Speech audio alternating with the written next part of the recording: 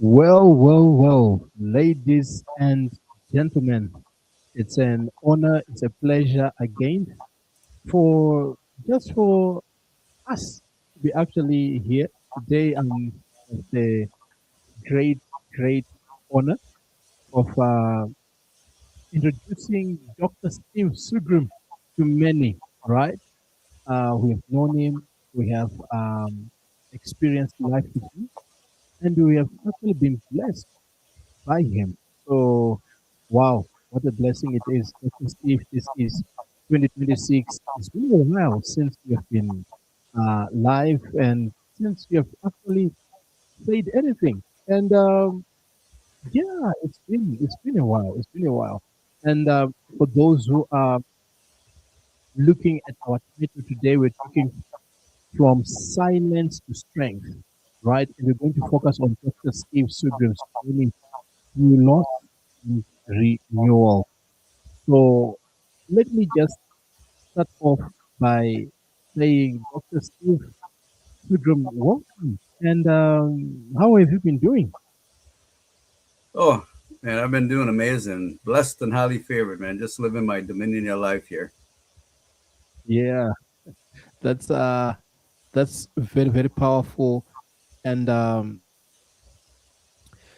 today I really just want us to really go and take a look at something.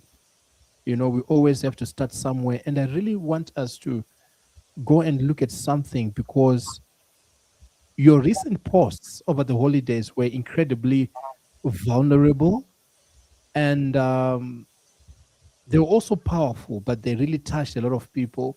And you started by really opening up and saying you have been quiet for a while.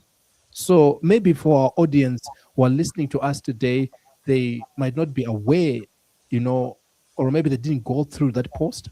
So allow me just to go through it. I'm going to read it, and then I'm going to come and really ask you a couple of questions because I really want each and everyone who's got um, this wonderful opportunity to listen to you, or those who know you and who have been wondering, where is Dr. Steve? What's happening? I just want them to be able to get this foundational, base laid so that they can be able to move with you. And I believe they're going to benefit a lot from this conversation today. So let me just jump onto your Facebook and let me just read something that I saw there, which was very, very, very powerful.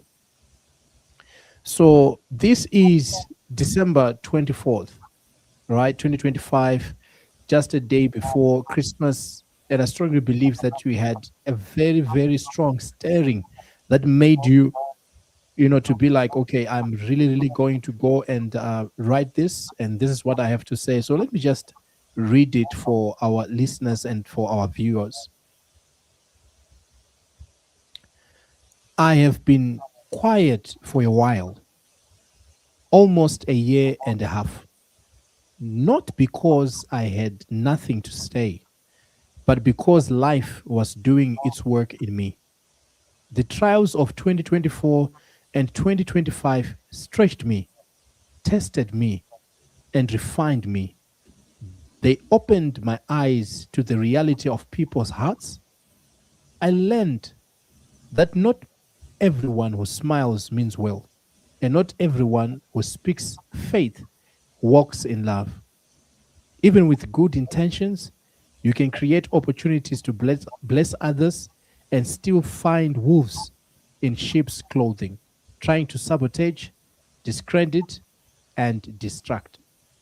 In January 2025, I lost my mother. That kind of loss changes you.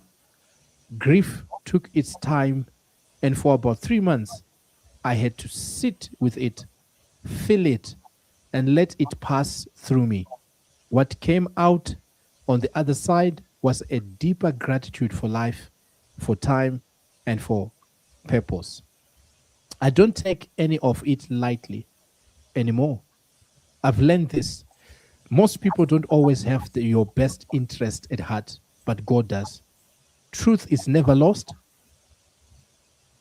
Every matter is recorded in heaven. What people try to destroy on earth will never succeed when divine protection is guiding your steps. No plot, no lie, no manipulation can cancel what God has ordained. I'm back now, bigger, stronger, clearer, ready for 2026. I am a man on a mission to impact, empower, inspire, and motivate lives around the world. No attempt to slow me down, distract me, deter me, or stop what God has placed me here to do will prevail. I'm letting the light of Christ shine through me, not to impress, but to expose darkness and continue to walk fully in truth. This season is about light, hope, and renewal. So, as I step forward again, I want to wish everyone a Merry Christmas and a happy holidays. May this time remind us to live with love, walk in truth, and protect the light within us. I'm back, and the journey continues. And of course, I can see that smile right there. And it was happy holidays. May the light of Christ shine brightly in your hearts and home this Christmas. This is something that you wrote on the 24th, but you still had something special to share again with everyone. And this was on the 31st of December. It really seems like there was something stirring you, and you really wanted to make sure that you communicate certain truths to people. You wrote here and said, as we step into this new year, I want to speak a word of hope and encouragement to you. This is a fresh beginning, a new chapter. Whatever the last year held, joy, losses, victories, or challenges, God has been faithful through it all. And He has already gone ahead of us into what's next. Don't enter this year looking backward with regret. Step forward with faith and expectation. The best is not behind you. God still has purpose, growth, and good things ahead. Scripture reminds us, for I know the plans I have for you, declares the Lord. Plans to prosper you and not to harm you. Plans to give you hope and a future. This is Jeremiah 29, verse 11. My prayer for you this year is simple, that hope rises even on hard days, that faith steadies you when the path feels uncertain, that peace guards your heart, and that joy finds you in unexpected moments. Trust that God's plan for you is good. Walk into this year believing that He is at work within you and around you. Here is to a year filled with faith, courage, and renewed expectation. Happy New Year, Dr. Steve. And that was a lovely, lovely post that you shared with us right there. And I just want to say thank you so much for sharing not only your heart, but also your journey. Oh yeah. Wow, this was something very, very powerful.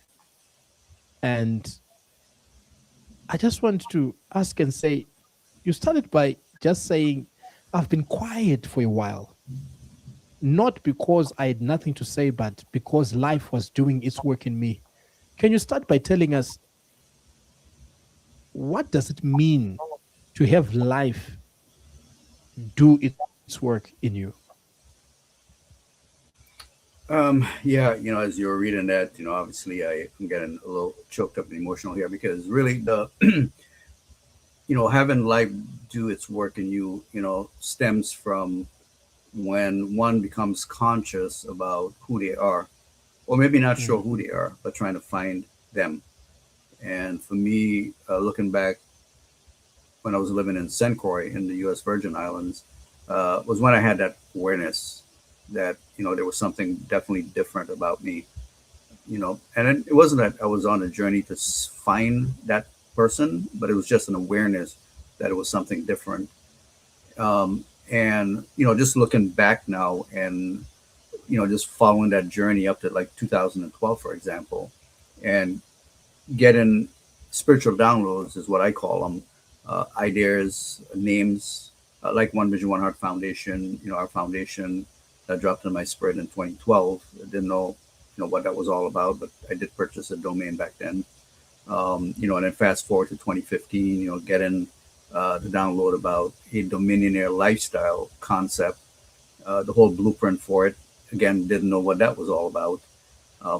So you look at from the islands to 2012, getting that first download to 2015, getting that second download, and the journey in between that, right? Some of the occurrences in my life, and then fast forward in to 2017, where all of it became much clearer. And you know, I would have to go back from 2015 after the second download, and every crossover, right? Meaning from one year into the next. I often bring it in like in a house of prayers, or just praying my new year in, and that's why we'll continually get these visions, 2015, 2016, and 2017.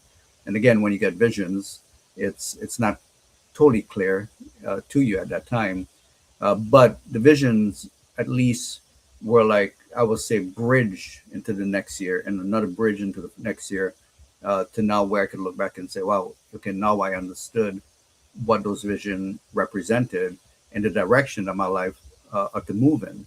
And 2017, when it became clear, and let's go back to Dominionaire. I remember when in 2015 that name dropped in my spirit. I actually bought the domain, but I spelled it Dominion Air as you would spell billionaire or millionaire, right? Naire.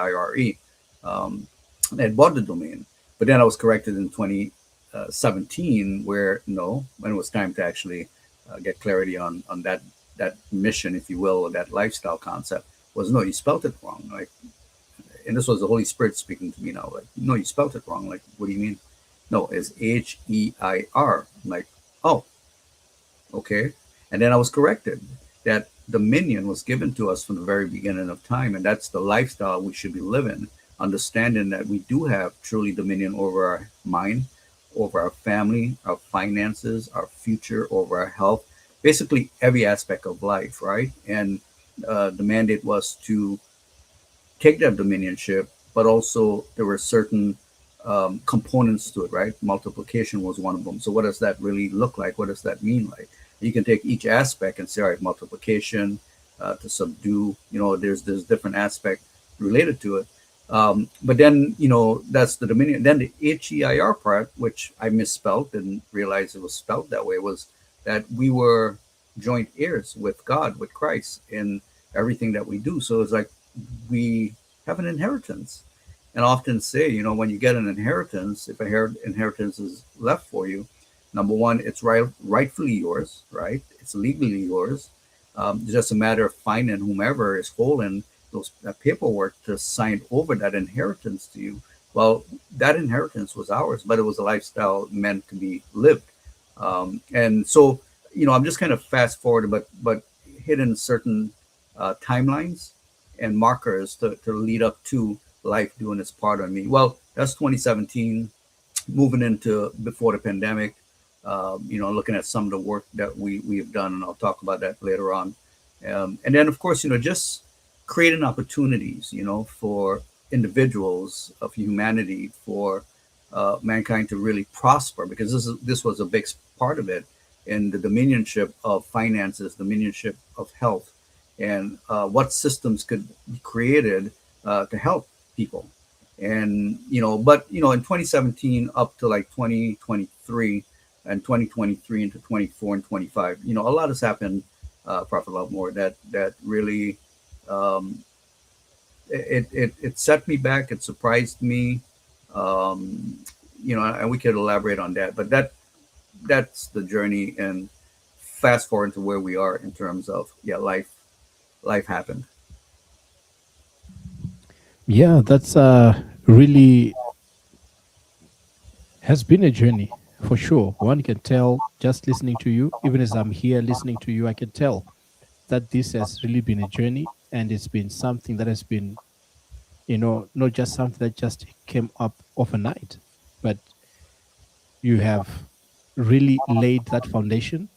And not only that, you said something that is very, very powerful, you know, and you also highlighted it in your post on Facebook, and you described the trials of 2024 and 2025 as well, you know, that it was a time where you felt stretched, tested, and refined. You know, in that post, you spoke about a painful lesson because as a person and as individuals, just generally in life, we when we grow up, we've got certain expectations, not only that we place upon ourselves, but also because we are a part of the community, we've got people that we do life with, we've got different organizations. I mean, I can name it. We've got a whole lot of things that's around us, and because of that, you can have people you rely on, or people you look up to, or people that you just have purposed in your heart. You know, they might not be aware of it, but those are conscious decisions that one makes to say, I want to do life, with people. I want to be a blessing to people. I want to be there for people. And you go through all of this stuff only to get 2024, 2025, which is actually almost, which sounded like it was a silent season for you. You said something that's very powerful there. You spoke about a painful lesson that not everyone who smiles means well. You can create opportunities to bless others and still find wolves in sheep's clothing. How do you process that kind of betrayal, and how did it test your resolve? Because this is not just something that's easy, and I really do want to commend you for this, because a lot of people nowadays, when they go through life and situations, they just choose to be in the closet, right? They don't talk about it, they don't share about it. And I strongly believe that to someone who's going to be listening to you today as you share, your journey, they're going to find healing, and they're going to find wisdom for something that they're navigating right now. But 2024, 2025, a lot is happening. Sheep's and wolves clothing. Not everyone who smiles means well. You are being stretched, you are being tested, you are being refined. This is betrayal at a high level. How did this test your resolve? Hmm. Well, yeah. Wow, that's a loaded question there, because when you go through anything in life, and I'm quite sure many can relate to this, and it becomes painful, right? Because for me, I'm a very trustworthy person, and I'm a very given person. That's for sure. I come with a big heart because that's the heart of God within, and the love of Christ within. And that's why when I got the download for One Vision, One Heart Foundation, our foundation, to make an impact in humanity around the world, and we'll talk about that later. That's where that comes from. That trustworthy. But in that span of time you're referring to, I got business concepts, business ideas that we launched, and opportunities to help really empower people financially and go in a direction that would have been just a blessing to many around the world. Huge blessing, huge blessing. But what I've realized, and for the ones who watching, this live broadcast or be watching the rebroadcast, it's very important who's in your camp. It's very important who's in your circle, because really not everyone that's in there are in there with the right intentions or with the right heart. Often talk about frequency and synergy, camaraderie, alignment. Now I speak more of that, and I guard those uh, what I call key tools for success in life now, because it's very important, right? it could be a relationship too, right? If you're not equally yoked, right, you get a lot of strife in a relationship. If you're not equally yoked in business, there's a lot of contention in business, a lot of disagreement. If your team is not aligned with your vision, there's going to be a lot of discord, within the camp. And I experienced a lot of that. But what for me it was the most disappointing and most heartbreaking, really, I will say, is the ones that came into my camp under the guise of being so quote unquote a certain religion, right? And but my reference to being a wolf in sheep clothing was just that.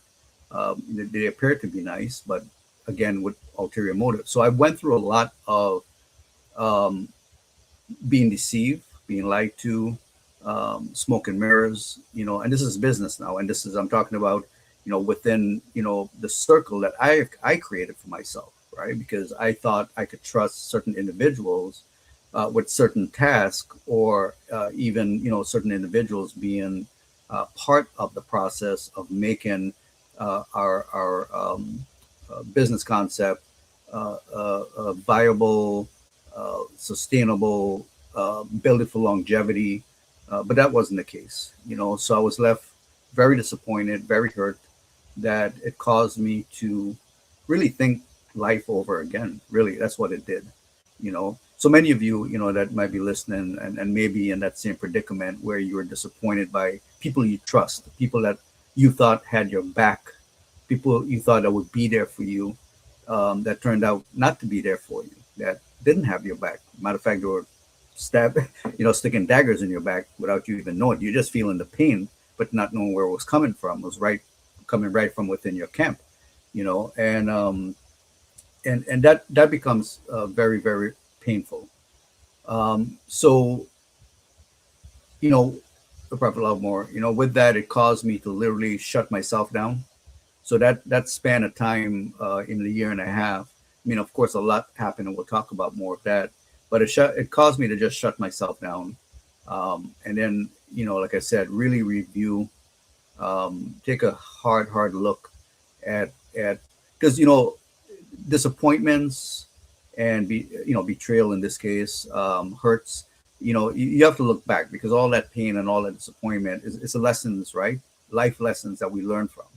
I often, matter of fact, I heard you said this once that you'd rather go to war or battle with a general who's got scars and bruises to prove that he's been in many, many wars before, right? In order, and you'll win that battle because he's got the scars to prove it.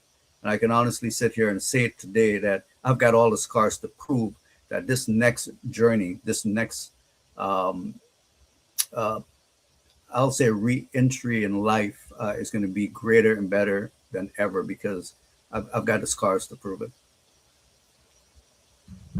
Yeah, and having scars to prove something also, it really, really does, come with a whole lot of responsibility. And just, I think for me, when I'm listening to what you're talking about, it's just, making that decision to really go back, because, when people face such kind of situations, they normally think, you know what, let me go out there, you know, let me try to prove a point, let me, act as if nothing is happening. People respond to situations differently, but you literally chose to take a step back and just to almost like be in a cave for some moment. Yes, you felt the hurt, you felt betrayed, but I strongly believe that somewhere in there was still some kind of light. And did you really have that thought that I will bounce back again?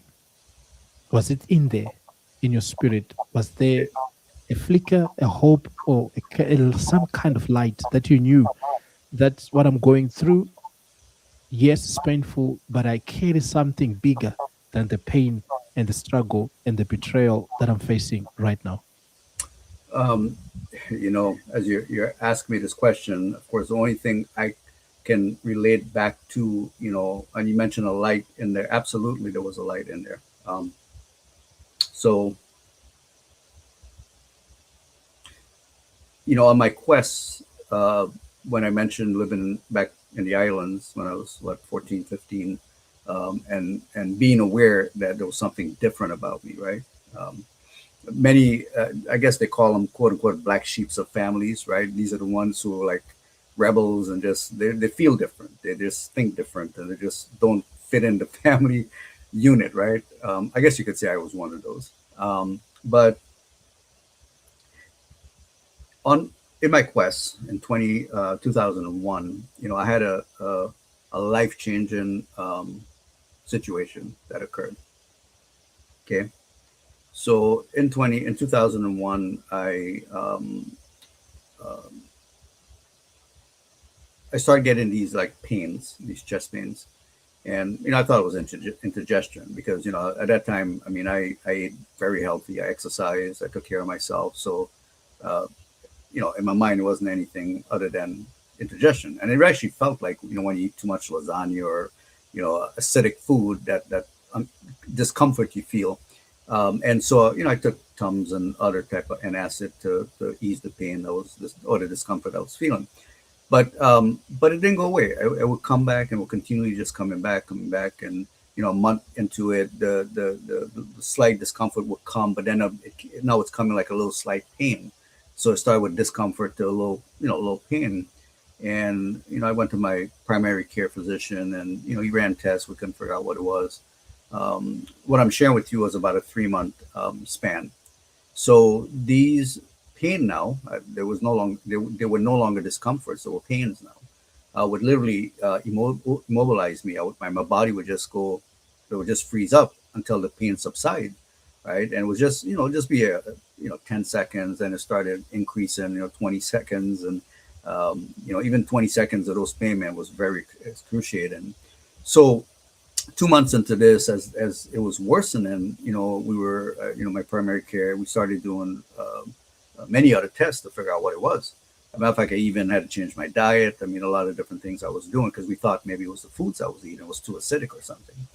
So, we ran quite a few different tests, and it was where the question came up by family members, "What could it be your heart, Steve?" And well, I don't think so. I mean, very likely because I'm a healthy person. So I asked my primary care. He as well said, "No, it couldn't be, Steve. I already know you're a very finicky eater and what have you."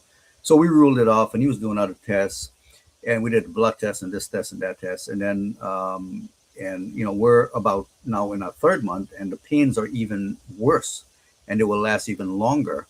And so my family said, "No, listen, I know you. That's your primary care, and we respect that, but have him refer you to a cardiologist. Let the expert say no, not him." I said, "Okay." So he referred me out to the cardiologist, and at this time I was on the West Coast, and one of the top cardiologists is who I went to see, and I passed all the tests, guy. I mean, problem, I passed all the tests, the eco treadmill, I passed them all, and he said, "No, it's no way this could be your heart, Steve." So okay, went back to my primary care, scheduled me to do a few more tests, liver tests, different organ tests, right? Because we still couldn't figure out what was going on. And so one of the tests was scheduled out 2 weeks. Within that 2 weeks, I had one of these episodes again where I froze up. But this time, my family member said I was like a fish out of water flopping around on the bed. Okay. So they called the ambulance, 911 came out. I remember the paramedics drilling them. "Hey, Wow. is he on drugs? I mean, you need to tell us because we can't help him if we don't know what's going on here." They said, "No, no, he doesn't drink, he doesn't smoke, he doesn't take drugs. He's no." So I remember being in the ambulance. I remember going into ER because I remember seeing the curtain pulled, and then that was it. I didn't go to heaven. I didn't go to hell. I didn't see lights. All I heard was a voice as clearly as you and I are speaking here today, and as clearly as the audience is hearing my voice. I heard a voice said, "It's not your time yet." And I remember clearly when right after I heard that, literally my spirit came back in my body. I was in a hospital room I looked around me. There was machinery hooked up, wires hooked up to me. Family members was right to the right of me, who crying because they had, they just got the news. But my spirit came back to my body, and the cardiologist had a hunch. One test he didn't do, and sure enough, he ran down, cut the groin area, shoot the dye, and my aorta was 98% clogged. So they had to clean it out, put a stent in there, and everything. And I remember, after I recovered from that procedure, he came and he said, "Steve, you're a very, very lucky young man."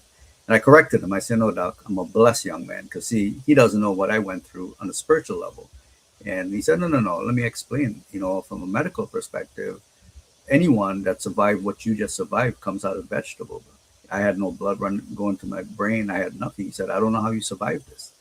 That's when I knew that I knew that I knew that I am here on planet Earth with a divine mission, on a divine mission with a divine plan. So ever since then, and that's 2001, I've been on that quest now. And since that time, a lot of the experiences I had was just supernatural, and it'll take me maybe a couple hours in another segment. I'll share some supernatural things that started occurring. I mean, seeing angels and out of body experiences, and all of these are verifiable. I witnessed a lot of this, but that's when all the spiritual downloads started coming and things started being clear. So back to your question about at that time and a point in time, did I still have a glimmer of light? Yes, because see, the vision was much stronger. Destiny was calling me and pulling me. A lot of times it's not about our timing, but it's about his timing. What the divine timing is or are for our lives. And we have to sometimes just be patient and be silent. And even in the silence, he speaks, and, divine directions are downloaded in those times. And that period was the time where it was, and a lot more occur. And we'll talk about that too, but yeah, that light was still there. That hope was still there. That future was still there because I had already seen it prior in the eyes of the spirit into what I'm to do, what my calling were. And I mean, if you want, I can elaborate a little more because a lot of it really had to do with the foundation. One Vision, One Art Foundation too fits right in the whole piece of the equation because it's one part of the puzzle to my destiny in my life. Wow. Just listening to what you're saying right there, it really, really ministers to me. And sometimes, for those who are listening to me, you might not have fully understood what he said because, of the choice of words that he used, right? And I just want to say to you in black and white, he's literally saying that when he went into the hospital, he died. He did not see any light. He did not see anything, but God spoke to him. And I strongly believe that the grace of God can be able to find you at such moments like that.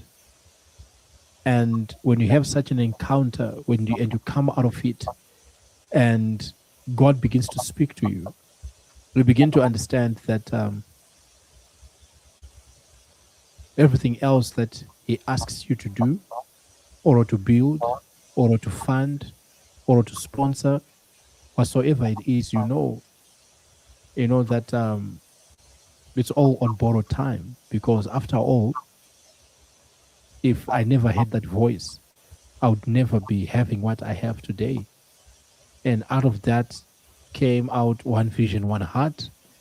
And I just want to ask you, how does it really feel to walk and to face each and every day knowing that you might not have been still alive today?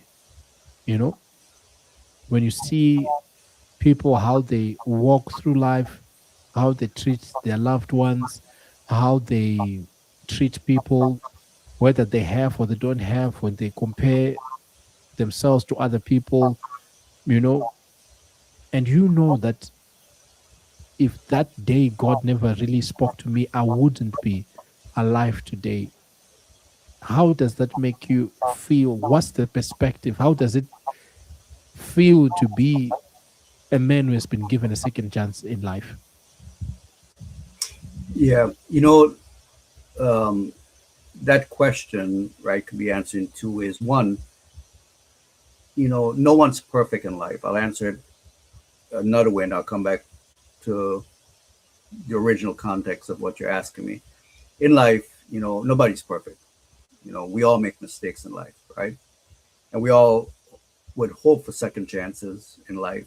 And that's any aspect of life, whether it be a job, it be a relationship, it could be anything, right?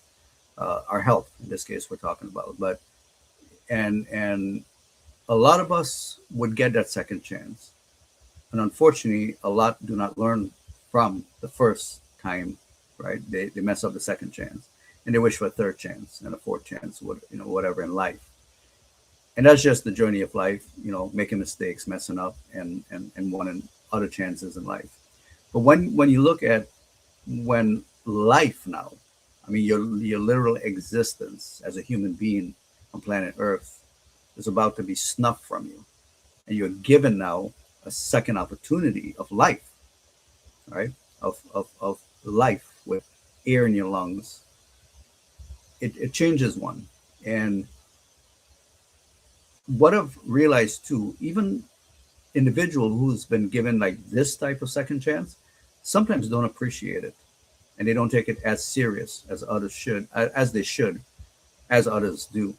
And I know a few like that, and it baffles me. If you are given a second chance in life, you'd want to make sure that you're doing your best to protect it, number one, and number two, to live out the destiny, your personal destiny you're called for, because it's obvious that you're here and you're kept here for a purpose, a divine plan, a divine purpose. You have to make some impact in whatever that may be. That gift that's in you is to be unpacked for the world, for humanity. You see, um, I want to add to this that for me now, because I value life in a different way, because I see from a different lens now, more so than ever, even more so than when I came back to life that time in 2001, and then everything I've been through since then to up to today, right? Meaning we're in a brand new year. This year, my perspective on life, my um, let's just put it this way. Many of you have heard about the different circles, right, of your life. Meaning you have your inner circle, the outer circle, then outer circle from that circle, and then a circle. You decide how many Yeah, circles you want in life, right? So, right. in order to protect my life, in order to protect destiny, in order to protect the calling, the order to protect the mission, if you will, right, and protect the vision, more importantly, my circle is so small now that I can literally count on one hand how many people are in that circle that I trust. Because once trust is betrayed, it's hard to trust again, right? Not that you don't trust people. Okay, I want people to hear this. Not that you don't trust people. Yes, people betray trust, but that trust comes from a place where you have to protect the vision. Okay, and we've seen it too many times. There's many movies out there, right? We in the Roman days, in order to to penetrate or infiltrate, they had a Trojan horse, right, where they were hiding and sneaking. So we have to protect our camp even more so, right? And we can love from afar. There's nothing wrong with that. We can love from afar, but still protect the vision, protect destiny, protect ourselves. And so for me, it's come to that point where destiny is pulling me. Destiny is literally calling me to fulfill my mission here on the earth, to fulfill the purpose I'm here on earth. Okay. And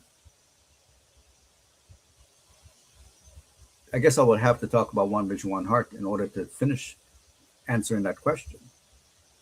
When I got the vision, like I told you, and the download of the two in 2012 and 2015, One Vision, One Heart Foundation, and then the Millionaire Lifestyle. One Vision, One Heart was there to me in 2017. Like I said, when everything started becoming clearer and more um, um, clarity on both the One Vision, One Heart and the one the millionaire lifestyle. Well, we embarked on One Vision, One Heart first because we were building out the concept with the millionaire lifestyle. But right away, as countries were dropped in my spirit, because from 2015 to 2017, there were specific countries were dropped into my spirit. Literally, the names was Pakistan, it was India, it was South Africa, it was the Philippines, and here in the U.S. Those were the five specific, okay, countries that were dropped in my spirit. And in 2017, I remember we started work in Pakistan with building a School of Living Hope, helping my contact there with getting that up and running. And that was a blessing. We took, what, I think about 100 children off the streets and provided education. And the reason being because, they were the future of that particular city, like any other, youth are the future of their, city or the country or whatever it may be. But Nelson Mandela said, look, education is a weapon. And that's so true, right? Because if they know better, they would do better. And that was my whole, perspective. And so we did what we did to help empower them. And then fast forward to, 2021 in March in the heights of the pandemic, our one of our graphic designer lived there and was sharing some of the things that were happening just in their village in General Santos City, where the government wasn't helping. And the indigenous people were suffering because if you could recall, even here in the U.S., you needed masks, and then they had the distancing and all the different rules in during the pandemic. Well, it was worse for some countries, and especially like for the Philippines. Not only did they need masks, they had to wear face shields on top of on top of the mask, right? So when you think about it, wait a minute. So you can't go in town to Wow. get supplies if you didn't have those gear. And for the indigenous people, well, where were they going to even get a face mask? Far more,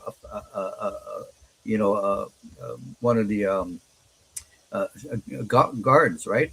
So when you share that with me, and I say, okay, well, what's going on? And you share it with me, I said, no, no, it's not something that I had to pray about. It was something I had to jump into action quickly because these people needed food. They needed, personal needs. So we fed over 800 families, 600 children in three different villages, and we got the video to prove that on our One Vision, One Heart channel there. Oh, yeah, exactly. And and this was a huge blessing for me. This is when really um, where my heart connected to humanity in a greater way because God opened the doors. He not just opened the doors, He made the connections. And this is where now, right, action speaks louder than word. This is where now, where you hear about faith without actions is dead. We were definitely alive because we took action and blessed all these families in General Santos in the Philippines. And that opened the door because then fast forward in October of 2023, Prophet Lovemore, prior to that, we fed about 500 families in South Africa. But then after the pandemic lifted, I was blessed with the opportunity to visit South Africa, meet with you, meet with the Zulu King, and we traveled to five different communities. I think we fed about, I don't know how many, 600 plus families in those different communities, and Yep. that opened the door into so much more greater partnerships and collaborations. But that's again one of the countries that dropped in my spirit. India is yet to be, and then we look at it in the U.S. In later on that year in December we did a Youth Impact Day with Tim Story, and we impacted the youth in the city of Atlanta, and so that was just such a joy to do that with the team and being there and just watching those kids' eyes just light up and being able to speak hope and back to Jeremiah 29:11 that you referenced on my post there. That's a scripture that has always been dear to my heart, along with Hebrews 11:1. But just watching that these children have a bright future, that God saw them from the very beginning. They were sent to the earth again, like each one of us with divine plan, divine purpose, and a gift. Each one has a gift. It's just us helping pull that gift out. So so that's um, when I knew that, I knew that I knew without a shadow of doubt what my purpose was here. That's truly making an impact and empowering, individuals in humanities, around the world. Wow. I still remember actually when I got to, meet with you and we did South Africa. It was a blessing. I mean, I still remember King Mzizi and his people. They were really, really touched. They were really, really quite amazed because, contrary to what people see on television, social media, whatever the case might be, there are really people outside there that really need someone who's got a genuine heart for them, someone's willing to do something about their situation. And unfortunately, especially when it comes to politics, when people want their position, they campaign, they make promises, but when they're now on sitting on that seat, they forget the people, they just throw them under the bus, and that's it. And that's where men and women of vision need to rise up, gather the resources, and take care of what needs to be taken care of. You are, moving around, you are being a blessing to a lot of people, you facing, some professional trials, in business and all of that stuff. And I mean, betrayal, all of these things are just right there. You are doing the best you can, you are winning, but you still have hope. I mean, your journey so far sounds like a movie, right? But then something then on top of that then happens January 2025. In the midst of these trials, you faced an immense personal loss in January with the passing Hmm. of your mother. And I still remember just looking at how you worded it. You said on your post that this kind of loss changes you. Could you share how that period of grief reshaped your perspective on life, on time, and even on purpose? Yeah, this one's going to be hmm, a very emotional piece for me to talk on because it's hmm, still fresh in my mind. I mean, it's only been a year, right? We're in January already. 27th marks the 1 year. My mom passed. Um, hmm, Yeah. you know, I'm the firstborn, right? And actually, I was a premature baby. I was like 3 pounds, little tiny thing. I remember mom said I was an incubator before they could even bring me home. I was so tiny they would put me on a pillow and carry me around, her and my grandma.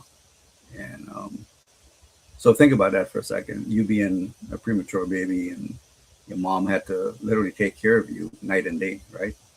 I mean, with extra care. And being Yeah. the first one, my mom took care of me, obviously, and my grandma. And when I think at age 17, finished school in Florida when I left the islands, and we'll go back and visit, mom and dad, at that time, and then of course as we get older, and life happens, life takes on a whole different meaning and direction. It was like spans of 5 years gaps that we'll go back and visit, right? And then towards I would say in the last maybe 5 years of her life, I went back at least once a year for a week or two, to come visit her, or special holidays I'll come back and visit her. But prior to that, there was big gaps that I didn't, right? So you know, in everything that occurred, it was necessary for me to literally get away. And a lot of suggestion was, hey, go visit your mom, and you probably need that type of nurturing right now, especially with what you just went through, with business and everything else in personal life. And I'm glad I took that advice and came and visit mom. You know, she was well, and just being able.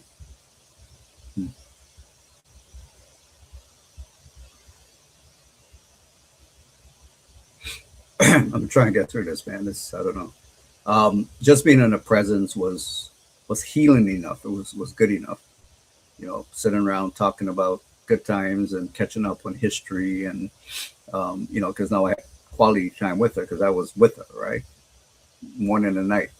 All the questions I didn't ask, I got to ask about, our history and my dad, which a lot I didn't know. About grandma and just history, our lineage, and just a lot of questions. And that was really, really, really rewarding and satisfying. But it wasn't, and this would have been around, I think April, May, June, July, August, somewhere in there is when I came to visit mom. Well, it was October of that year, 24, that um, she got diagnosed. Well, actually, no, I take that back. She was experiencing these, like discomfort in her ear, in her head and stuff. And prior to that, when, before I came to visit, my siblings and I would get on a call to discuss what was going on. And all this time they thought maybe it was just a allergic reaction to like maybe the hair dye she was using or something, right? We didn't know what it was. So they changed that. She was seeing a dermatologist through that time, and different specialists for like basically a dermatologist, really, thinking that's what it was. And so when I did finally come, and then I think it was like a month later, when she went for different diagnosis, was when they diagnosed her with stage 4 cancer, a very rare one called angiosarcoma. And what started out at that from that point after the diagnosis was just a little red rash. It was just a little red rash on the side of her forehead. That's all it was. And of course, all the options were presented of how they could remedy it with chemo and different, radiation type treatments. And because of her age, she was at that time age. She was 84, right? Because she didn't. Her birthday was December 3rd when she turned 85.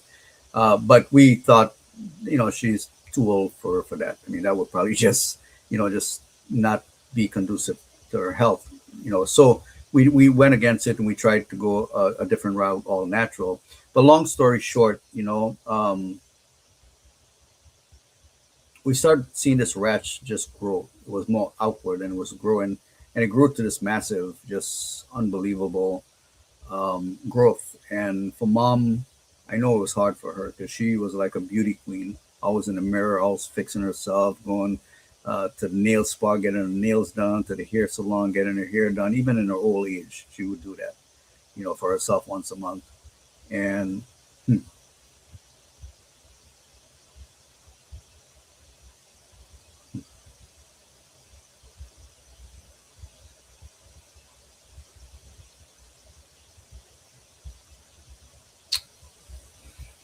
yeah, I remember watching her watch herself in the mirror once, and I was there with her. Um, and she was looking at me and looking at herself, and I could see, hmm, the sadness in her eyes. Um, Yeah. yeah. Um, but one thing out of all of this, up until the end, that I was blessed. I truly was blessed. Though what occurred in 2024 that led me up to come see mom might have been like, wow, a disappointment in one way, was a blessing in another way, because it wouldn't Yeah. have freed me up to be there to take care of her. And I got the opportunity to literally take care of her. I mean, take care of her, like taking care of a little baby, because it just progressed to the point where she needed help with everything, everything, everything. I mean, everything. Um, hmm. And I remember, I mean, I didn't sleep. I would be in a room with her. I was with her 24/7. And when she's awake, I was awake. But I remember sitting there once and watching her, and she was watching me. But two things that was very, very significant. Uh, One was she never had to ask me for anything. I knew what she needed. It was like our spirits were in sync. It was just, hmm, that was one experience. But the other thought when I was sitting, I was like, wow, I'm the firstborn. Mom took care of me when I was a little premature baby. And here it is now. I get the opportunity being her first, one to take care of her to the end, you know. And that experience is an experience. Obviously, I'll take to my grave with me Right. because it's nothing like that experience that I went through there, you know. Um, but it changed me in a way that after it was all said and done, you know, in January, you know, it was the 27th of December, January, when she was buried. And, you know, it took quite a few months, you know, a lot more than three, to really process all of that, to process that hurt, to process, um, you know, that experience on top of what I've already experienced it, you know. I think in a natural sense, anyone would have already like given up on life if they felt there was no hope left. You know, where do I go from here? What do I do? You know, because of that light within, and because I know destiny was calling me, um, I know I couldn't give up, and I wasn't giving up for me, but I can't give up for humanity. I couldn't give up for the people that I know I'm supposed to personally touch. You know, um, but experiencing that was one of the hardest thing I think one could experience is the loss of a loved one. You know, watching life just leave that person physically no longer there, but knowing, you know, spiritually they're in a better place, right? So I wouldn't want mom to hang around any longer and suffer. So her leaving was the best thing she could have done for herself and not having to experience, you know, any more pain on the earth. Um, Painful for us, yes, but I know no longer for her. But it took a while. And when I felt the relief, meaning she gave me the relief, she literally spoke to me in the spirit and said, "It's okay now. You know, move on with life. I'm there, literally guiding you. I'll be there with you." Um, I remember every day I would go to the cemetery, and she would literally come visit me in the form of a red cardinal every day in the form of a red. And I knew because, you know, to some you may understand it. To others, if you don't, if you haven't lost a loved one and communicate with them in different ways, you wouldn't understand it. But she would communicate to me up until the point where she literally relieved me to move and to go forward. And and ever since then, you know, and we'll talk more about that here. Um, Ever since then was when, you know, everything now, clarity started coming back to the vision. Clarity came back to the mission, came back to destiny. Um, and I'm in a whole different mind frame and mindset since that, meaning that life now became more important than anything. Destiny became more important than anything. Fulfilling my mission on the earth became more important than anything. Now, I do pray to God and I ask Him to bless me with X amount more years, right? But our destiny is in the hands of the Creator, right? Only He knows how much time we have, which means then I have to take every day like it's my last day. I have to treat every day like there's no tomorrow and be efficient with time, be productive with the time given to me now to fulfill my mission, you know. And that's why, you know, when I say life, but things change for me in a different way, and I have a different perspective of life. I cherish life, you know, to its fullest now, you know. Wow. You know, listening to just the journey and what you wrote on your post, you said, referencing to all of this, was in the midst of everything that was happening to you, what really came out of this was a deep gratitude for life. And I strongly believe that that was also one of the turning points because, you know, when life hits us, you can either be one who hates God, who's like, you know what, how could God have allowed this and that and that? But for you, I love how it was a moment. You saw this as an opportunity to be able to take care of your mom, to be there for her. I still remember most of the times I would be able to call you and you'll be like, okay, yeah, just call. And yeah, I also remember that time, that moment. It wasn't an easy one, especially I still remember that those times I didn't know what to say to you because I understood, the season, and really God has really done a work in you, because when I look at you and the seasons that have passed through, I can really say that, it was only God who gave you the grace and the wisdom to be able to really navigate that season, but most importantly, to be able to arise and come up with that clarity. For me, that was something that I began to be like, you know what, this man has been through hell and high waters, but there's a certain level of resolve and clarity that I see in him. And ever since then, you've never looked back. You've always been focused on the assignment. You've just have this different take on life, and your faith, it seems to have really deepened. And you made a powerful statement as well. You said, "What people try to destroy on earth will never succeed when divine protection is guiding your steps." That was quite deep and profound.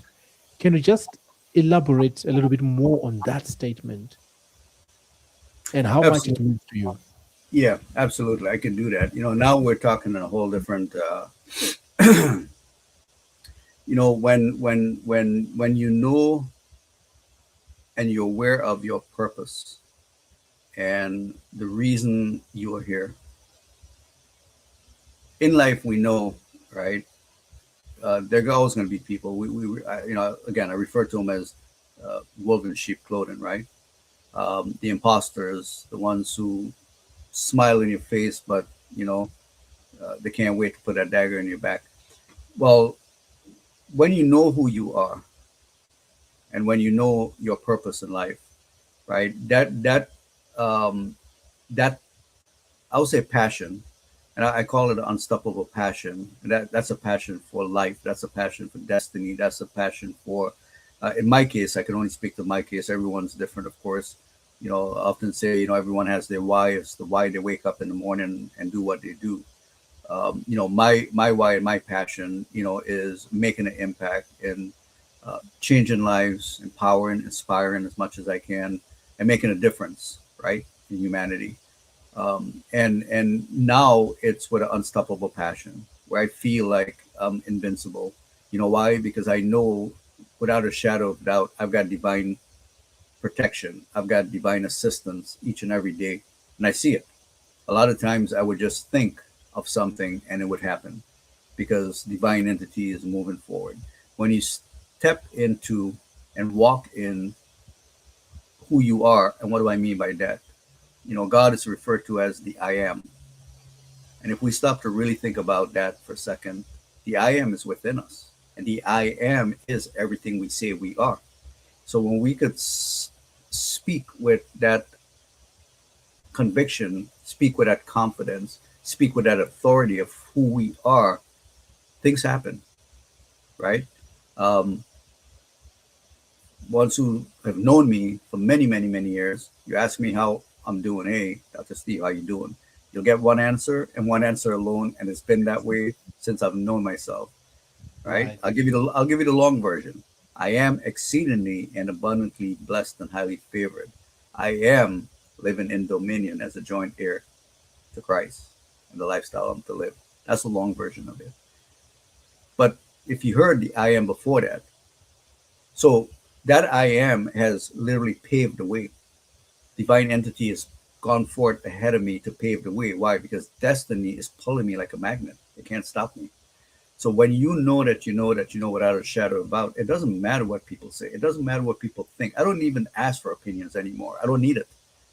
Why? Because I've got the Holy Spirit that's guiding me.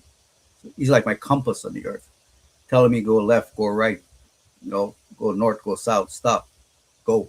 So I rely each morning on that divine entity, that divine direction. I rely every morning on my spiritual download for that day, for that moment. So I live in the present now. Okay. What's behind me is behind me. I can't change that. I don't know what's ahead of me, but I know what's here now. I don't know in an hour what is going to transpire. So when we live in the moment and in the present, right? We're living in our um, true life, okay? When we, you know, we've heard it read in the Bible where, we have to renew our mind. I go deeper than that because it's truly about a mindset of life. When you understand the power and where it lies, it's in the mind. And the mind can shift destiny. A mind can shift a circumstance in a situation. It's all how you react to it, it's your attitude towards it, and then it's what you do with it. It's the decisions you make from that point on.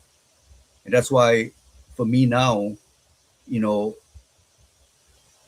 and if you assess people that make like emotional decisions, it's always going to be the wrong decisions. If you ever make a decision when you're emotionally unstable, it will always be the wrong decision. Trust me on that one. But when you stop to really make decisions based on logics, based on weighing out the pros and the cons, scenario one and two, if I make the decision, what's going to be the outcome? You'll always make the right decision. And when you rely on, again, divine assistance to help you, then you're definitely on the right track, making the right decision. You see? So yeah, that's why, for me, it doesn't matter. It doesn't matter what people think, what they say. It's irrelevant to me now, only because I'm so focused on the mission that nothing can stop me. Yes, so that is that unstoppable passion, and you declared it, rightly on your post there. You declared, "I am back now, bigger, stronger, clearer, ready for 2026," and I think you have just, you know, explained it powerfully, and you even wrote your mission. You said, "I'm here to impact, empower, inspire, and motivate." How important today is this mission, especially being able to be someone who can impact people, communities, families, nations, being able to empower people, inspire people, and to motivate them? How important is this? Wow, that question is a good question. It's a loaded question. Um, you know, I've never looked up the definition of importance, but I will say, this. And one of the great coaches and teachers, who wrote a book on goals, Brian Tracy. I think everybody knows or heard of him. And his assessment on how to handle goals, right? And just your question about important. He took it a step further, and I take that a step further in life to answer your question. But let me reference Brian Tracy first. In addressing goals, he said, "Look, in life, there's always going to be four categories, right? When it comes to goal setting, it's either going to be important, very important, urgent, or very urgent." And he said, if you segment your list based on that, because I like you, Prophet Lovemore, and many others who are go getters. We have, I mean, notepads of and papers of things to do, right? We have our lists of things to do, and it seems as the day goes on, the list gets longer and longer and longer and longer and longer, right? But on your list of things to do, which I'm comparing it now on the list of things in life to do, right? You can take the two and really use the same analogy. Well, where today something may be urgent that you got to get done, right? On that same list, you may have something that's important, right? But it's not urgent, it's important. And it's not very urgent, it's just important. But then maybe it's got a timeline to it that meant and by a certain day and a certain time you got to get that done. Well, if you didn't address that and now you're getting closer to that day, that item now become urgent. Matter of fact, it becomes very urgent because you got to get it done now because the deadline is like tomorrow. Okay, Right, so you right. shuffle in your list based on those four categories. Yep. Now, if we take life now, your question to me was how important is it? And I think the appropriate question is more for me now is how urgent is it? Well, I'll say it's very urgent. Okay, and I say it that way because when you're given a second chance in life, in many aspects. Okay, don't get me wrong. What in 2024 and 2025, what happened? I'm still having to deal with that. That hasn't gone away. But my mindset is so tough that to me, that's just a distraction. It's a slowdown. It's where the individuals that are involved is trying to detour slow, but it's not going to slow me down. It's not going to stop me. I'll deal with that when I have to deal with it. But the passion and destiny is calling me right now. Right after this year started, I literally was seeking, stepping into this year. I didn't have a clear vision. This. I knew what I wanted to do, but I didn't have the new roadmap, if you will, for this year and beyond until I sat down and I got it, and I was having my coffee and the download just came again. Bam! Here's what you need to focus on. I hand wrote it, and you and I actually sat down and actually did the full roadmap of what that would look like. And now I have the roadmap. I know exactly precisely by the end of the year what needs to be accomplished, right? And I did a training on performance and execution, which we're going to share with folks to help them really collapse time and redeem time if they've lost time, and enter into 2027 actually accomplishing a lot more much quicker. So I had to take this whole roadmap that was downloaded and work it backwards now to where we've broken it down by the quarter of the years, 4 quarters of the year. We've broken it down by each month, 12 months in the year. And we've broken it down into 52 weeks, each week of the year. Now all the way down to micro bite-sized pieces each day of the month, each day of the week of goals we're going to accomplish to achieve whatever it is. And I'm sharing this with the audience too, that whatever your goals are, I have now, because I got the spiritual download that we've put together, for myself. I put it together for myself so I could move faster with the things I have to do. Again, that urgency, right? We come back to not how important it is, but how urgent it is for me. And it's very urgent for me, right? To accomplish now, to do the things I have to do, and but to do it with speed, right? Operating quantum speed and God's speed, which is quantum speed. And again, collapse in time. How do we do it? But God gave me the download. We have the strategies now, and I'm excited to share all those strategies with people, so to help them, because the year just started. And look, it's almost the first month is almost over. We are literally almost into February. Could you believe that? Just unbelievable. So true. It's really has been, time just flies, and wow, I love it because when there's clarity, when there's direction, there is a renewed excitement. There's restoration. There's abundance. There's open doors. There's favor. I mean, everywhere you look, as long as you are grateful and you are happy to the Lord that He has given you another day, you will know when you wake up, you will be like, this is the day that the Lord has made for me. I will rejoice and I will be glad in it. So, this is 2026. You've got your download. Can you please just share a little bit with us? Because I know there are people out there who love you. They really know you're a man of integrity, a man of your word. And they're like, Dr. Steve, you don't leave us hanging. You're talking about, you've got this download. What should we be expecting? Are you writing something? Are you working on something? Are you releasing something?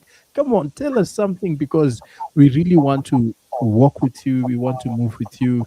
We just want you know, to do life with you. And we're really looking forward to 2026. And obviously, we want to follow you. So, for those who are really, waiting to hear what you are going to be working on, what are some of the things that they can look forward to seeing coming from your camp? Yeah. So, well, I'll share a little bit of that because it's twofold, what we're doing and what we've already started doing, and I'll share that. But for you said people want to know. Well, in order for everyone to actually start receiving the downloads, I mean, they're first going to have to make sure they're following me. On Facebook, they got to make sure they're subscribing to my YouTube channel. Make sure they follow me on TikTok. I got to set up an Instagram. I don't have an Instagram, believe it or not. I'm way behind time, so we'll get with that. So whatever social platform, LinkedIn, yeah, definitely they want to follow. But Prophet Lam, I was smiling inside when you're asking that question because again, and if I can encourage everyone out there, yeah, life might throw a curveball at you. You may go through a lot of disappointments in life, like I have, and many of you are going through. I've heard from many of you too that went through. you know, having lost someone, or maybe your business had to close down, or whatever the situation be. I mean, we've had a lot of natural disasters, people losing their homes, and just so much, disaster and catastrophes and life disappointments, right? But it's life, and we know life. I mean, it's like the circle of life. Even with life, we're here today, gone tomorrow. But we have to stay true to ourselves, right? We have to stay true to who we are.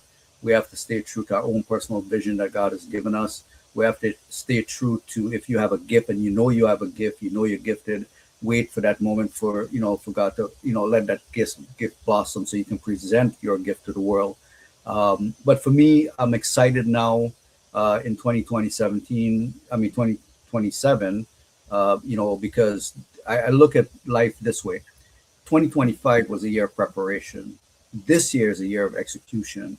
2026, we're preparing all the execution and the wins for this year to enter into 27. So I'm already talking about 2027. Why? Because I'm already there. I've already seen it. I know where we're headed. Okay.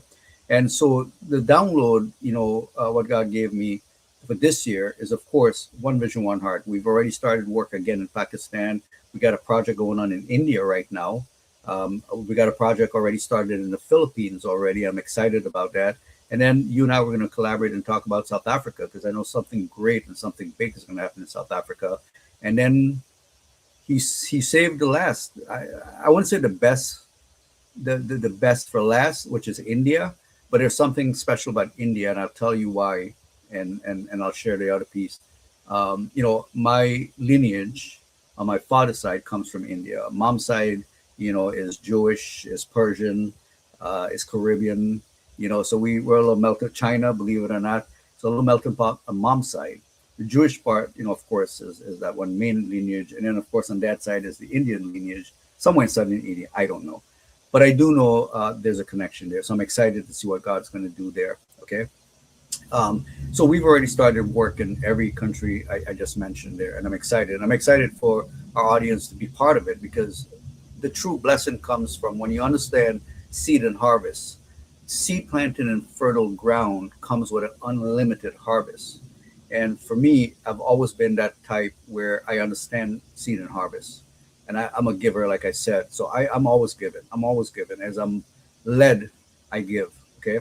So that part is already in motion ever since before we even started 2027, 26.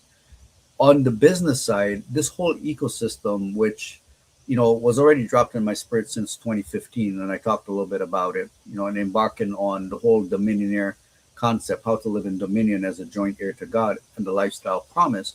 Well, that ecosystem, Prophet Lamore, includes, oh my gosh, where do I start? But it includes an academy. It includes several books that will be released literally shortly. One of them I can kind of hint to, because I talked about it, is God Wouldn't Let Me Die, right? What is that all about? How to live the Dominion lifestyle. What is that about? Performance and execution. What is that all about? And we have many more to help empower, right? And help people collapse time and experience wins in their own personal life. I'm excited about that. We talked about academy in the past, building out an academy. Well, the academy is necessary now. Why? In 2015, when these downloads were coming, I was actually helping a colleague build a platform. It was a crowdfunding platform powered by Bitcoin at that time. Well, I heard about the whole Bitcoin thing in 2010 when I launched my first travel company, and I was too busy building that. I mean, we did very well. We generated at that time, 7.5 million in sales in a 4-year span with that company, that travel company. But the Bitcoin was introduced then. I didn't buy any. I was actually so resistant that my friend said, "Steve, just listen to me, please. Just buy some Bitcoin and just hang on to it." All right. He saw it, right? At the time, I didn't see it. But you know what, Prophet Lomo, I bought some Bitcoin back then in 2010, and I don't know where it is. I don't know what wallet I may have, subscribed to put the Bitcoin in, but I do know I have probably hundreds of millions of dollars floating around in cyberspace somewhere. That I know for a fact, you know. But hey, that's my story. Is like many, many, many people around the world's story that has lost, Bitcoin or crypto in that space. But 2015, it opened my eyes even greater, because when we embarked on that whole journey, Bitcoin was like $300. I watch it go 300 to 600 to 7 to 1,000. And here in the US, we educated a lot of people on that space. 2017 was when I literally started getting these downloads, man. That was just like, if I could describe how I felt then, even to how I feel now. Well, no, not how I feel now, but how I feel then, 2017, 2018, 2019. The only person I could relate to was Nikolai Tesla. Why? Because he was so advanced in his thinking for his time and the things he introduced. That's why this Nikolai, if you look at his, ever read or listen to his biography, he died a very lonely man. He died a sad man because no one believed him. Matter of fact, they were trying to kill him, sabotage, destroy his work. They did everything, man, to destroy that man.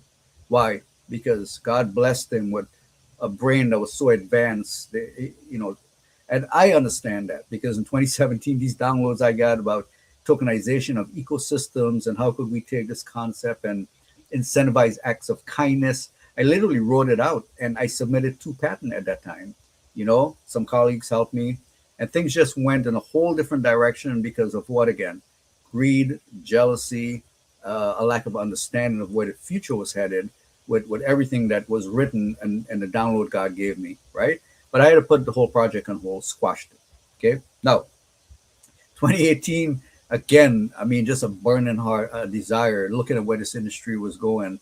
I was like, man, I see a huge need here. We're going to need, because, people are going to start earning these crypto, Bitcoin, but how do they spend it? How could I pay my mortgage? How could I pay my credit cards? How could I buy food, right?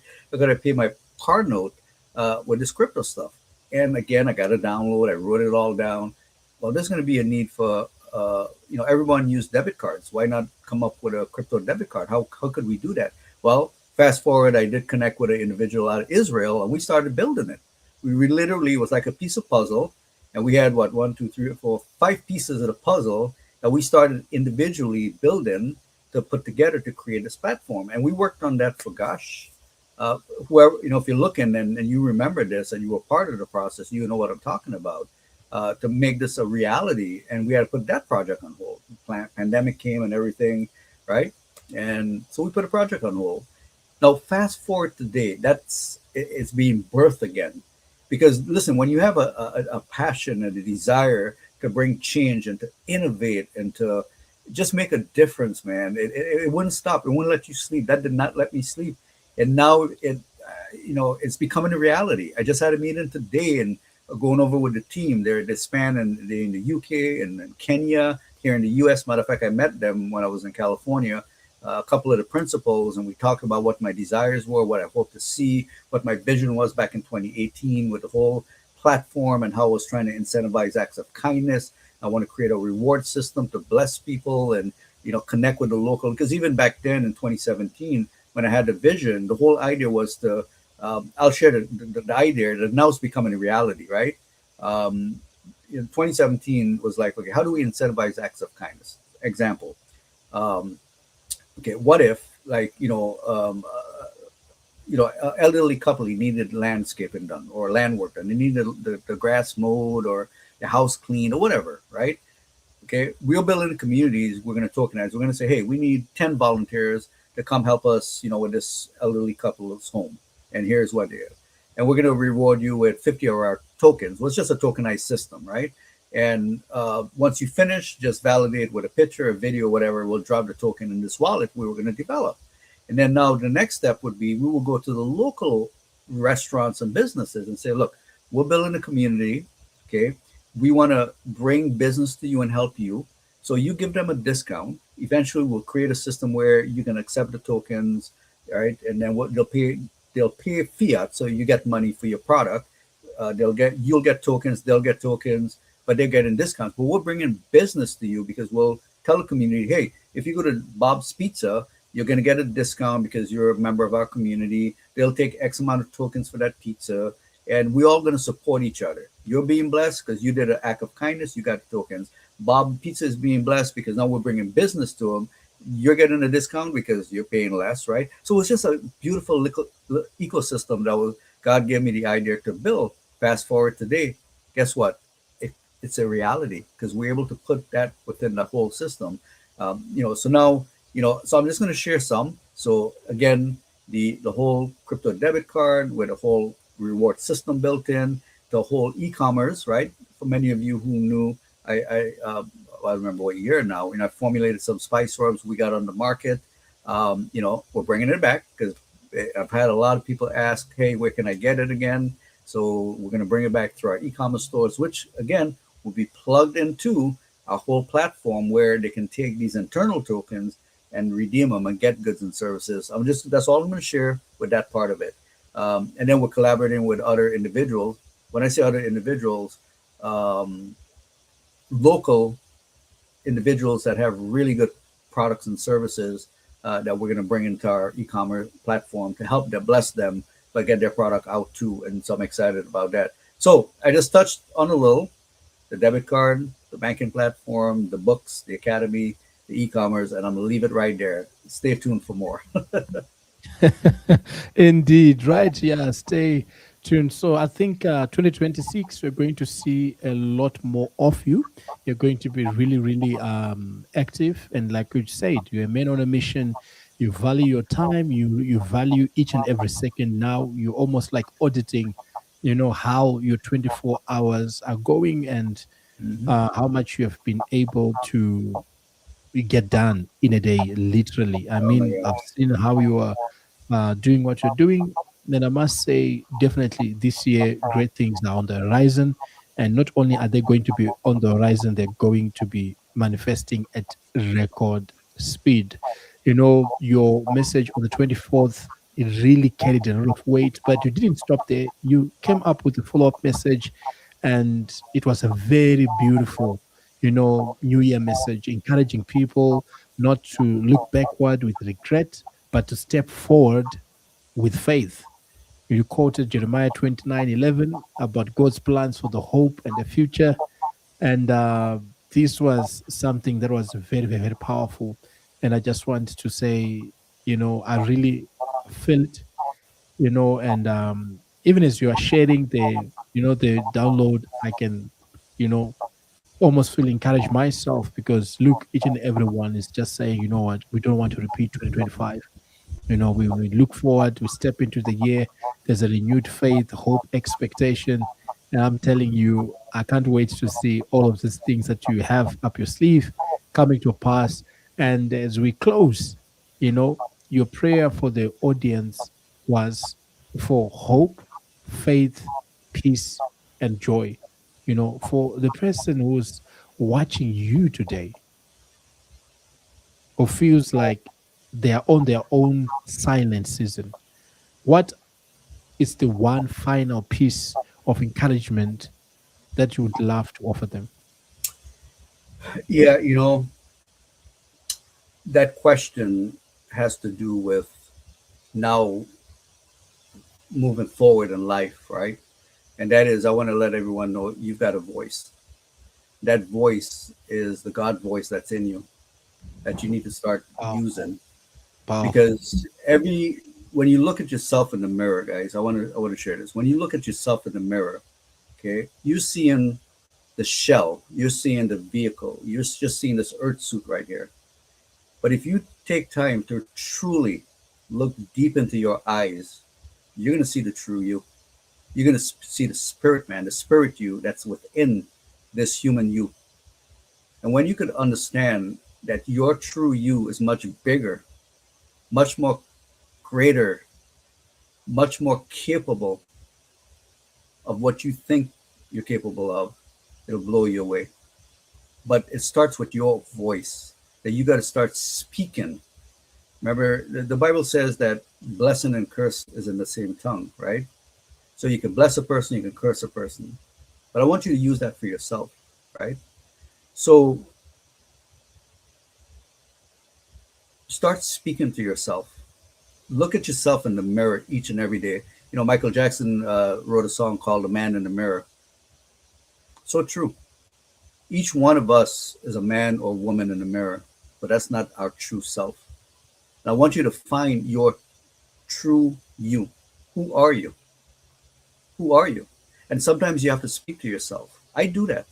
A lot of times I speak to myself, and I'm going to share you guys just some personal nuggets that has helped me.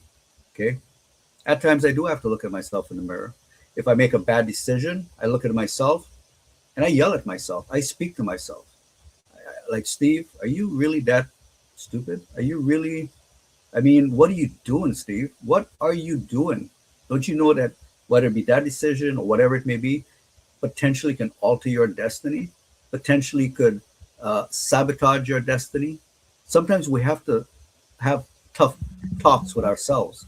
And Right. believe me, when you start doing that, trust me, you will start making wiser decisions because you're going to feel disappointed with yourself after you talk with yourself. Trust me, you're going to feel disappointed with yourself after you start talking to yourself. Listen, we are all here with the capability, the ability, the resources, everything we need to succeed in life. We came to earth with it within us. So the ones who are what I like to say is awakened, right? They are awakened for their purpose and for their reason that they're here on the earth. So I encourage everyone to truly look at themselves in the mirror, start talking to themselves. Once you start doing that, what will start happening is you'll start breaking out of that shell. You'll start that cocoon you've been kind of wrapped in for all those years will start to just fade away, and the beautiful butterfly that God has created you to be will start flapping its wings, and all those beautiful colors in the butterfly will start illuminating in the earth realm. Okay, and people are gonna notice it. You ever seen a butterfly? And we're all at awe. Wow, look at that butterfly! How gracefully they just flap their little wings, and the colorful ones. Like, wow, look at the beauty! Look at the color, and the ones who have a little fuzzy thing around their tail. You're like, wow, look at that! You're just awed at a butterfly, right? But when it's in a cocoon, it's just like, oh, what's that slimy looking thing right there? Let's knock it off, and right. Many of you feel that way. You're still in that cocoon, but it's time for you to be the butterfly God has created you to be, and let your beauty shine. Let your colors truly speak for who you are. You know, it's your year. It's your year. This is the beginning, guys. We have. I would say opportunities come and go, but right now, this year, the heavens are open. The heavens are open, and you have divine assistance at your disposal.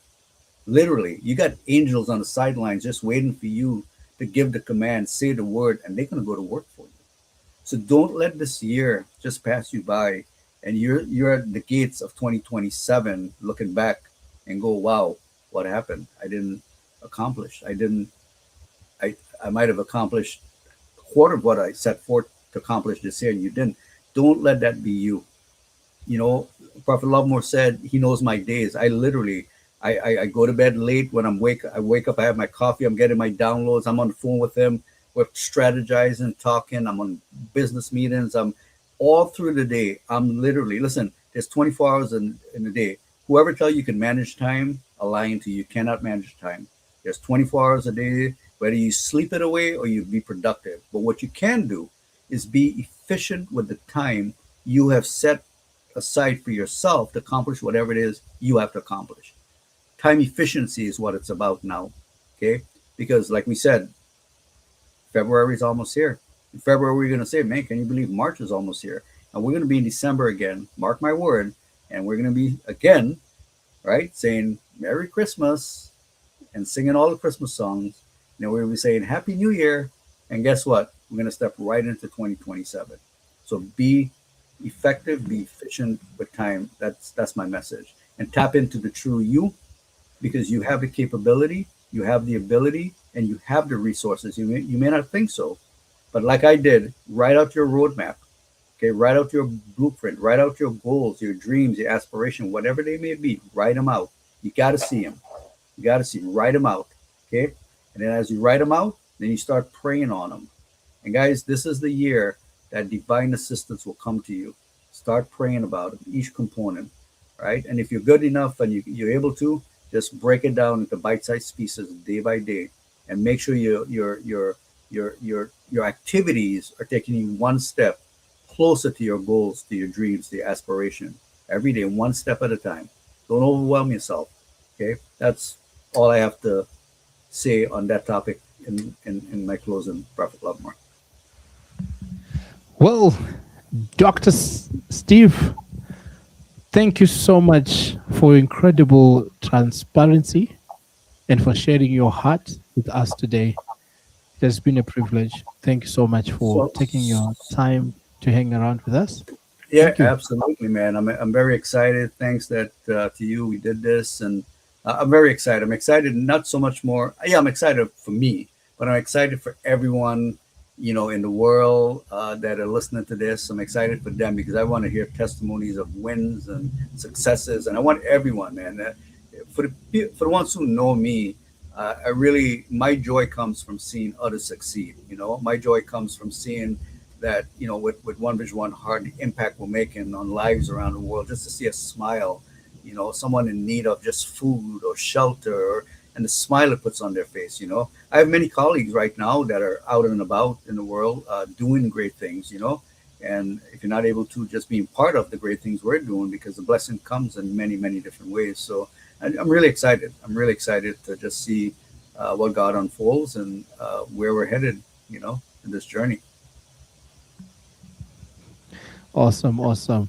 So, thank you so much once again. And for each and every one of you who's listening to this, I just want to encourage you to go back, you know, watch the replay. There's a lot of wisdom nuggets that was dropped today. And I just want to let you know that no matter the matter, you will always matter when it matters the most. Thank you so much. And from me, your host, Love More, and from Dr. Steve, we just want to say, you know, let's be focused. Let's do great things together in 2026. And if you're not following Dr. Steve, just make sure you hit him, on his socials so that you can be able to get some updates. And I'm telling you, there's some awesome updates.